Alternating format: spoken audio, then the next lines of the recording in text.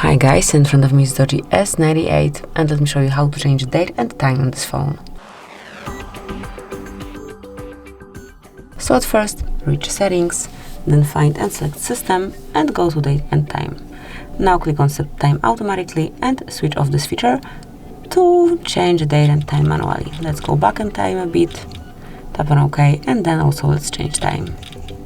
And that's it. As you can see, it has been already changed. And then you can also set up your time zone same way. Just switch off automatic setup and then select region and time zone by yourself. So this is it. That will be all. Whenever you wish to go back to automatic setup, just use those switchers to activate network provided time and also network provided time zone. So that will be all. This is it. Thanks for watching. Please subscribe our channel and leave the thumbs up.